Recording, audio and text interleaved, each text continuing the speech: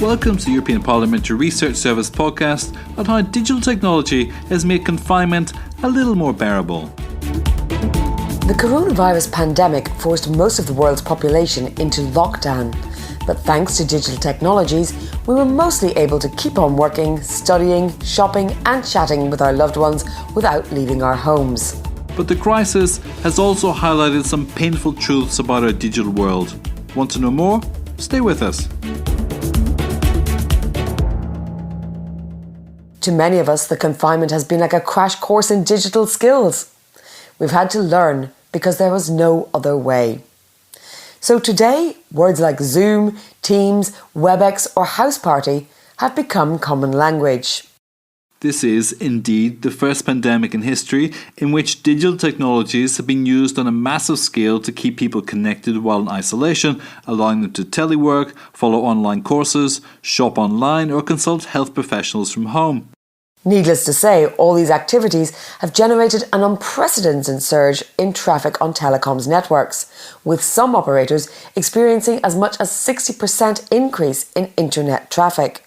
So far, operators have been able to manage this with the help of some exceptional measures, such as temporarily removing broadband data caps and providing extra data and free online content. But the crisis has brought the debate on the need for 5G and higher speed networks to the forefront.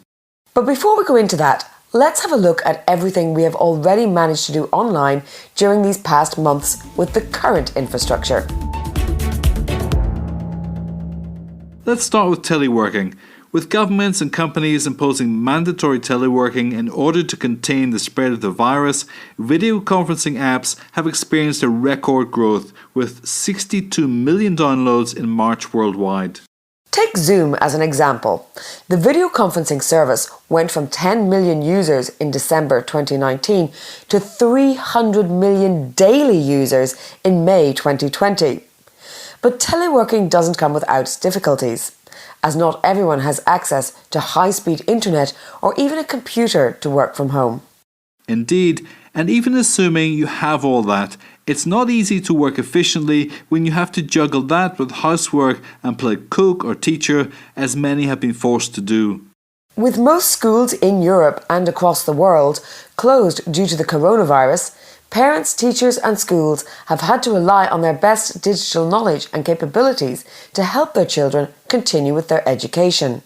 Some were already well equipped, but others were not and have had to improvise and learn how to use video conferencing apps such as Zoom or Teams to deliver a near classroom scale experience.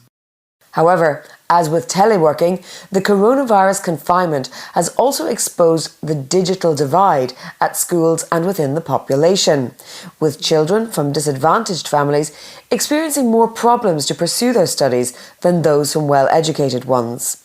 Beyond the worlds of teleworking and online education, digital technologies have also become critical in the fight against the pandemic. They have been used, among other things, to diagnose, treat and monitor patients remotely.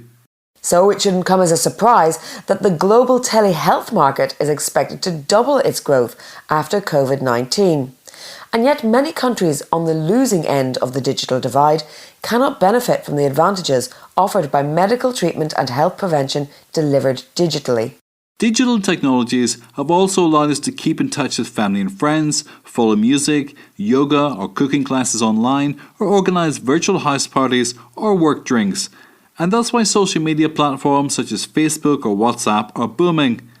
Online shopping has also allowed quarantined citizens to order food, clothes or other essential items online and get them delivered at home. On the other hand, fears of COVID-19 contamination have also triggered a rise in card and mobile payments. So there's no doubt that digital technologies have eased the burden of confinement, but they have also exposed a number of challenges. Stay with us. First of all, there's the digital divide we were talking about earlier in the podcast. With half of the global population not able to access the internet, it's clear that without decisive action, the benefits of digital technologies will not reach everyone.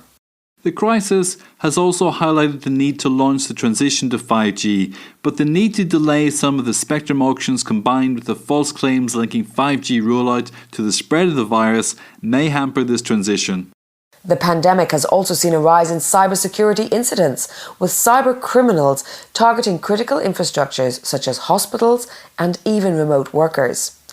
And with the tracing apps being used to control those under quarantine, as well as to support a gradual lifting of restrictions, privacy concerns cannot be ignored. The fact that the most popular digital apps, whether for e-commerce, social media, video conferencing or contact tracing, are not European, poses further concerns for the EU's digital dependency, competitive advantage and data privacy. So what can the EU do? Well, the truth is the EU is poised to tackle these issues, while at the same time embracing the digital transformation in our lifestyles and allowing the internet to play a critical role in defeating the virus. It has already committed to increase infrastructure investment, boost innovation, reduce digital divides, enhance cybersecurity capabilities, and ensure data privacy and protection. But real action on all these fronts will be needed if Europe is to become the global leader in new technologies, which it aims to be. You're listening to the European Parliamentary Research Service podcasts.